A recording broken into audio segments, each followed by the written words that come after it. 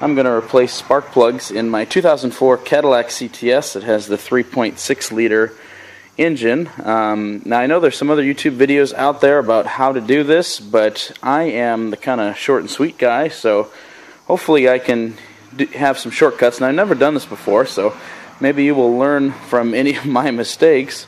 Spark plugs I'm putting in it today are Autolite XP Iridium. Got them at AutoZone. I think they're $6.99 a piece. Right now I'm just letting the car cool down. I just drove it to my storage garage here where the work's going to take place, and you don't want to change your spark plugs if the heads are hot.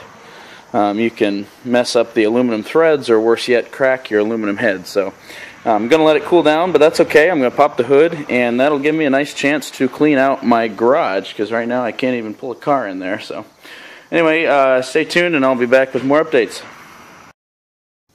Okay, I took the cover off already. I sure hope you know how to do that.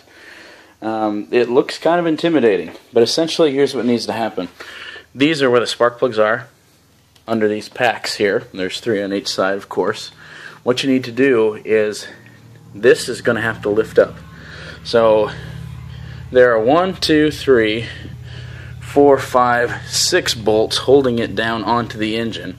But first, we need to disconnect everything that's attached to it around the outside. So that is what we're going to do first. So we're going to start actually with this air cleaner box. Just a screwdriver, pull that off. I'm going to take it off here too, just to get it out of the way. Other than that, these hoses, connectors, and then this is kind of a hidden bracket. But down in there, you need to take that bolt out. That's a 13, I am guessing, maybe a 15. So, because that is directly connected to here. So that is what we are going to do first, is take off hoses. I'll be back. Okay, I've got a few things off here. I took that bolt out of that bracket, so that is free there. Going around, pulled this out. It's a PCV system, so mine had quite a bit of oil in it, so I wiped it off. I'll have to look into that later. There's a hose here for the brake booster. Took that off. There's a bracket there that holds just some wires on. Back here, this connector, a lot of people take them off. I don't. Just leave it. Because all we're going to do is prop the plenum up in the air, so there's no point in taking that off. If it can move with it. Same with this hose. These are vacuum hoses. I really don't want to mess with vacuum hoses right now, because I figure if I take it off, when I put it back on, I'll have a leak. So I'm just leaving it, because it's flexible. It can ride up with it. So this bracket I did take off, just for the sake of getting to the spark plugs easier. This is a heat shield that was back here. It's just some material. I pulled it out of the way. The goal is you need to get to a bolt that's right here. 13 millimeters. That's going to be a tight fit. The issue is, this is my 13 millimeter, and it's rather tall. It's actually an impact socket. It's the only one I can find, so I may have to go get a different 13 millimeter, a little shorter one. But there's 1, 2, 3, 4, 5, 6 that we need to take off now. One thing I did not mention is I took off the positive battery cable. We're not dealing with any direct electronics here or any power, but I don't want to take any chances, so I just unplugged it. Besides, maybe my check engine light will go off after this. I actually have a P0420 code, which is a catalyst system, so catalytic converter, performing under threshold. So I've got some Mr. Gasket Cataclean coming tomorrow, so I'm going to put that in. But first, tonight, spark plug. So I'm going to get this propped up and then show you what the coil packs look like, see how it all looks. I'll be back. Okay, so I got 1, 2, 3, 4, 5 bolts out, and then the 6th one back here. As you see, I just have it loose enough. It's actually off the threads, but it's still sitting in the hole. The reason I'm going to leave it in there is to keep this in alignment, so when I put these bolts back in, they'll be right where they should be. To get that, I had a 1/4-inch drive, what are these, 13 millimeter. But the issue is I didn't have a 1/4" drive socket wrench, so I had to put it in a vice grip and put it on and turn it that way. That took prying up. This is all plastic here, this black part. That took prying that up. So takes a little while. And then once you get it sticking up enough, you can get it with your fingers. So that took a little cussing, but we got it out. So now, see, the whole plenum moves, and I'm hoping that I can move it out of the way enough to get these two out. This one back here, I already took it out. See the spark plug down in there. All it is a 10mm bolt that holds it on, and you don't need to undo this connection here.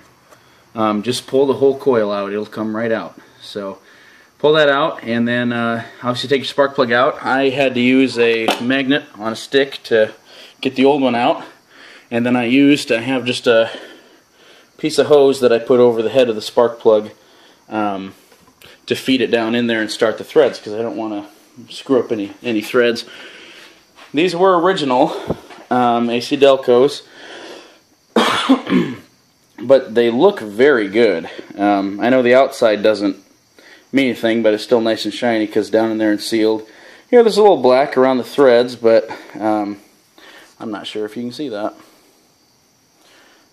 There we go. But it looks pretty clean. Now the gap is very small. I checked for this car; it's supposed to be 0.05 inches, and this is at about 0.03. So I don't know if they just bent in over the past 100,000 miles, because this car does have 103,000 on it, so it is time for them to be changed. So I'm going to do that one. I'm going to try and get these two out with that plenum there. If I can't, I will have to remove that bolt, which is fine. Now's a good time to check if your valve covers are leaking. There shouldn't be any oil down in that hole, and there isn't, so that's good. That means none of that's leaking. You can kind of look in between here down into the valley, and that would be wet if your valve covers are leaking, but it's not. So I ended up, probably a bad mechanic, I ripped this heat shield fabric. I was pulling on it, it just ripped right off. So I don't think that's too bad of a thing, but we'll see. So I'm going to continue to put these on, and I'll be back with you maybe when I have this side done. And this is the part where you're glad it's not a V8. The gas pump and changing spark plugs. As you can see, that one, just enough room to get it out if you lift this up. That's all you need, and that's it. So all of the trouble of taking all those bolts out just for 1 inch of movement. So these two are done. Gonna get that one done. Then I'll do the other side. The other side I won't show because it is quite a bit easier. The back two are completely in the open.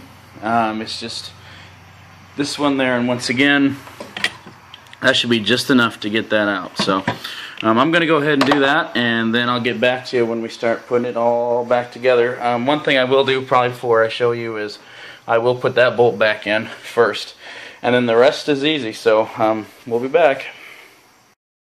Quick tip, I am using a 5/8 spark plug socket with the rubber removed from the inside.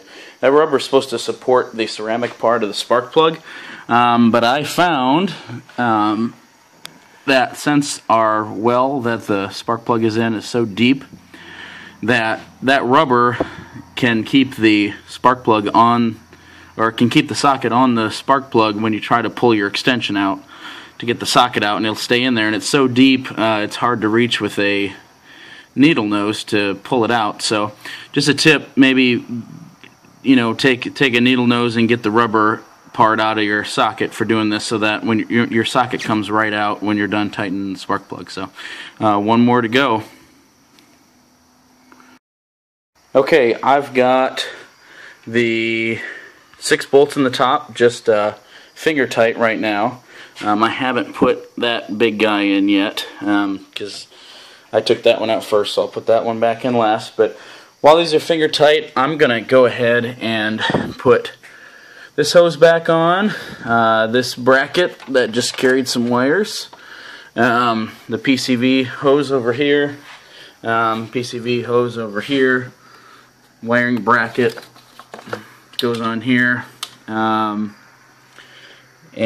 the bolt for this bracket here. So that's actually it as far as things we took off around the outside, which is good. Then I'll put that bolt in, and then I'll snug those down. Now when I say snug, I think the rating is in inch-pounds, so it's very small amount of torque on those. When you took them out, you probably noticed that they were very easy to come out. They were not torqued in very hard at all, so when you put them in, you want to do something similar. It's not going to go in very tight, okay? So nice and easy. One thing I forgot to show you,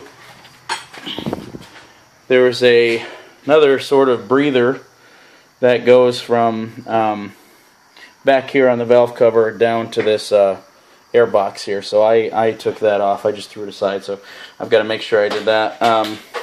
Whenever I take the cover off, I always put the oil cap back on, just because I don't want anything falling down. So, but anyway, all of our spark plugs are in. That's good. The old ones looked okay, which is good. Nothing wrong with the engine then. So I'm just going to put everything back together, snug those bolts up, put the cover on, and call it a night. So hope you enjoyed this video. Total, I think this process has only taken me about an hour and a half. Some people have said allowed 3 hours, but those are the people that take this off completely. I figured when this is off and it's propped up, you can see the gasket on there. It looked really clean. So if I just snug those bolts down, I should be okay. So yeah, that's it. So pretty simple process actually for something that only has to be done every 100,000 miles. So not bad at all. Hope you enjoyed it. Thank you.